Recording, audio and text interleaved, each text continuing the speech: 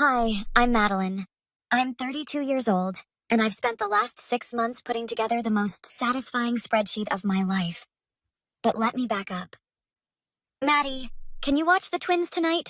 Mom called from her bedroom, not even bothering to come downstairs. Your father and I have dinner plans. I was 14. The twins, Jake and Emma, were 3. Mom, I have a biology test tomorrow. It's just a few hours, Madeline. Don't be selfish. That conversation happened on a Tuesday. It happened again on Friday. And the next Tuesday. And pretty much every other day for the next 4 years. Why can't you hire a babysitter? I asked once, when I was 16 and had just turned down a date to the homecoming dance. Why would we pay someone when you're perfectly capable? Dad said, not looking up from his newspaper. Family helps family. But I never get to... Are you seriously complaining about spending time with your siblings? Mom's voice went sharp. After everything we've done for you? I learned to stop asking. By the time I was 17, baby number 5 arrived. Carter. Mom handed him to me in the hospital.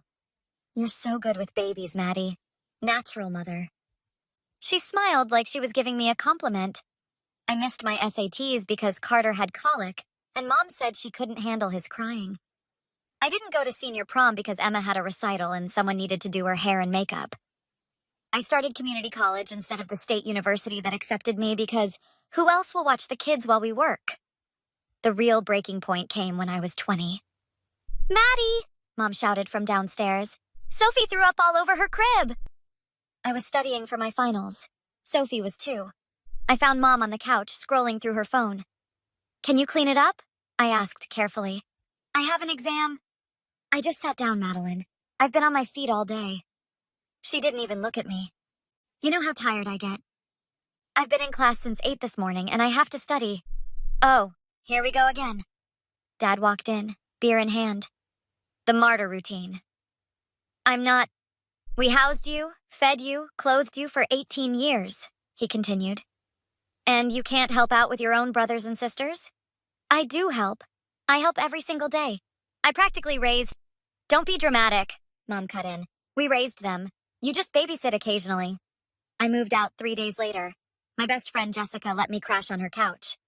They're insane, Jessica said, helping me unpack my 2 suitcases. You know that, right? They're my parents. They parentified you. That's abuse, Maddie. I didn't want to hear it then, but Jessica planted a seed. Fast forward to last year. I'm a paralegal now, engaged to a wonderful man named David. We're at a family dinner. My first in months. Maddie, you'll babysit for us when you have kids, right? Emma, now 21, asked sweetly. I mean, you basically raised me. You're so good at it. Something in my chest went cold. Actually, I charge $200 an hour for childcare now. The table went silent. What? Mom's fork clattered on her plate. You heard me. Madeline, that's your sister. And she's an adult who can hire a babysitter. I stood up. Like you should have done 20 years ago. I left. David followed me to the car. You okay? He asked. No. I started crying. No, I'm really not. What do you need? I looked at him. A lawyer and a calculator. Walk me through this again, David said, watching me type furiously on my laptop. You're invoicing your parents? For 20 years of unpaid labor. I pulled up another spreadsheet. From age 12 to 32. Babysitting, cooking, cleaning, transportation. Is this legal? That's why we're seeing a lawyer tomorrow. The lawyer's name was Patricia Chen. She listened to my story without interrupting. Do you have documentation? She asked finally. My siblings, I said. They remember everything. That's how I ended up in Jake's apartment the next day. He's 24 now, working as a software developer. You want me to what? He asked, passing me coffee. Tell the truth about our childhood. What you remember. Jake sat back. You mean like how you made every meal I ate until I was 13? Yeah? Or how you taught me to read because Mom was always too busy? That too. Or, his voice cracked slightly. How you're the one who showed up to every single one of my baseball games. Not them. Jake? They came to maybe 5 games total, Maddie. 5. In 8 years. He rubbed his eyes. You were at every single one. You worked double shifts at that grocery store and still made it to my games. I wanted to be there. I know. That's what made it worse. You wanted to be there for us, and they took advantage of that. He pulled out his phone. I'll write a statement. Whatever you need. Emma was harder. I don't understand why you're doing this, she said, stirring her latte aggressively. They're our parents. They stole my childhood, Emma. Oh my God, you're being so dramatic. Lots of older siblings help out. Help out? Help out? I tried to keep my voice down. Emma, I dropped out of university for you. I gave up scholarships, relationships, my entire 20s. Nobody asked you to do that. Yes, they did. Every single day. I leaned forward. Do you remember who taught you to drive? You did, but who helped you with college applications? You. Who paid for your prom dress because Mom said you'd have to wear mine from 10 years ago? Emma went quiet. I'm not asking you to testify against them, I said softly. I'm asking you to acknowledge what happened. That's all. She left without answering. But 2 days later, I got an email with a detailed statement. Sophie was 15 now. We met at a coffee shop. Are you really suing Mom and Dad? She asked immediately. I'm presenting them with an invoice for services rendered. If they don't pay, then yes, legal action. How much? I showed her my phone. Her eyes went wide. $347,000? That's 20 years of childcare at standard rates, adjusted for inflation, plus overtime, holidays, and educational costs I incurred because of my responsibilities. That's insane. Is it? I pulled up photos on my phone. Look, this is you at 2 years old. I'm the one holding you. Every single picture from your childhood. Who's in them with you? She scrolled through slowly. You are? Where are Mom and Dad? Taking the pictures, she whispered. Or not there at all. Right. Sophie started crying. I didn't know it was that bad. It wasn't your fault. None of you knew. I squeezed her hand. But I need you to know the truth now. Carter was 12. Old enough to understand, young enough to still be living at home. Can I come live with you? He asked when we met at the park. Carter. Please, Maddie. They're already asking me to watch Sophie when they go out. I'm 12. His voice shook. I don't want to end up like you did. My heart broke. We'll figure something out. I promise. I chose Sunday dinner. The whole family would be there. David came with me for support. Maddie! Mom exclaimed when we arrived. You haven't visited in weeks. I've been busy. I set my briefcase on the table. Actually, I'm here on business. Business? Dad frowned. I pulled out the invoice. 47 pages, itemized down to the hour. What is this? Mom picked it up, her face confused. It's a bill. For 20 years of childcare services, household management, educational support, and emotional labor. The room went dead silent. Dad's face turned red. This is a joke. No joke. That's what I'm owed, calculated at market rates. Owed? Mom's voice went shrill. You ungrateful. Let me stop you right there. I stood up. I know what you're going to say. That I should be grateful. That family helps family. That I'm being dramatic. Because you are. I was 12 years old when you started using me as free labor. My voice rose. 12! I should have been playing soccer and going to sleepovers, not changing diapers and making bottles. We needed help, Mom shouted. We both worked full-time. Then you should have hired help. Or not had 5 kids you couldn't take care of. How dare you? Jake stood up. She's right. Mom whirled on him. What? Maddie raised us. Not you. Emma stood next to him.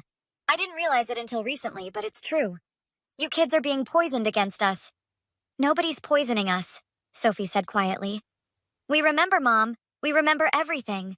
Dad's expression shifted from anger to something else. Panic. Maddie, sweetheart, I think we all just need to calm down. Don't. I held up my hand. Don't try that. I'm not 12 anymore. I'm not going to fall for the guilt trip. We're sorry, okay? Mom's eyes filled with tears. We didn't realize. We thought you were happy to help. You knew exactly what you were doing. My voice was ice. You knew I had no choice. You knew I'd sacrifice everything because I loved my siblings. Please, Maddie, we can talk about this. I tried talking. For 20 years. You never listened. We'll pay you back. Just give us time. You have 30 days to respond to this invoice. If you don't, my lawyer will file a formal complaint with family court for child labor law violations and financial exploitation. Dad stood up fast. You can't threaten us like this. It's not a threat. It's a promise. After everything we did for you. He moved toward me, finger jabbing the air. We put a roof over your head. That's called basic parenting. You don't get awards for that. You're tearing this family apart. You tore it apart when you chose convenience over my childhood. I grabbed my briefcase. 30 days. The clock starts now. Mom grabbed my arm. Maddie, please, we can work this out as a family. We're not a family. We were never a family. You were employers and I was unpaid staff. Dad's face went purple. Get out! Get out! Gladly. I turned to my siblings. Any of you want to come with me? Carter immediately grabbed his backpack. Sophie stood up too. You're taking my children? Mom shrieked. I'm giving them a choice, something you never gave me. Dad grabbed my shoulder, hard. You're not taking anyone! David stepped between us. Take your hand off her, now. This is my house. And you just committed assault in front of 6 witnesses. David pulled out his phone. I'm calling the police. The police report took 2 hours. Dad was charged with assault and battery. Mom was hysterical. This is all your fault, Madeline, she screamed as the officers walked Dad to their car. You destroyed our family. Officer Martinez turned to her. Ma'am, I need you to step back. I sat on David's car hood, watching it all unfold. Jake sat next to me. You okay? He asked. I don't know yet. Emma brought me water. The lawyer called. She said the police report strengthens your case. I didn't want it to go this way. Yes, you did, Sophie said gently. You wanted them to face consequences. Now they are. Carter was staying with me temporarily. Child Services got involved after the police report, and he asked to be placed with me instead of foster care. Is this weird for you? I asked him that night, making dinner in my apartment. Living somewhere that feels safe? No, not weird at all. He started setting the table. Can I ask you something? Always. Did you ever hate us? Me and Jake and Emma and Sophie? I stopped chopping vegetables. Never. Not once. Not for 1 second. But we ruined your life. No. I turned to face him. They did. You were just kids. All of you. Just like I was. Patricia called the next week. Your parents want to settle, she said. For how much? $50,000. And they want all charges dropped. No. Maddie. No settlement. No dropped charges. They don't get to buy their way out of this. 2 months later, we went to mediation. Mom and Dad brought their own lawyer. My clients are willing to offer $75,000 and a formal apology, their lawyer said. Insufficient, Patricia responded. My client's calculations are based on documented hours and market rates. The total stands at $347,000. That's absurd. Is it? I pulled out a folder. Here are statements from all 4 siblings confirming the hours worked. Here are my school records showing the opportunities I missed. Here are pay stubs showing I worked 2 jobs while providing full-time childcare. Mom started crying. Maddie, please. We don't have that kind of money. Then you'll make payments. For the rest of your lives if necessary. We're sorry, Dad burst out. What more do you want? I want you to understand what you did. Really understand. We made mistakes. You committed financial exploitation of a minor. You stole my childhood. I leaned forward. And you'd do it again if you thought you could get away with it. The mediator cleared his throat. Perhaps we should discuss a structured payment plan. We settled on $200,000. Paid over 10 years, plus court-mandated family therapy for my parents and my younger siblings. The assault charges stuck. That night, David and I sat on our balcony. How do you feel? He asked. Lighter. I took his hand. Like I can finally breathe. Your mom tried to call. I know, I blocked the number. She said she wants to apologize properly. She had 20 years to apologize. I'm done accepting words without actions. Jake texted me. Thank you for being brave enough to do what we couldn't. Emma sent, I'm proud of you. Sophie, you saved Carter. And maybe saved me too. Carter, eating ice cream on the couch inside, called out, Maddie, can you help me with my homework? Of course, I called back. Then, quieter to David, but on my terms this time. You're an incredible person, he said. No, I'm just someone who finally stood up for the kid I used to be. I never spoke to my parents again. They made their payments every month, but I donated every dollar to organizations that help children in exploitative family situations. Sometimes the best revenge isn't making them suffer. It's refusing to let them off the hook and building a life they can't touch anymore. Have you ever had to stand up to family members who took advantage of you? How did you find the courage? Drop your stories in the comments below. And don't forget to like and subscribe for more true stories of justice and standing up for yourself.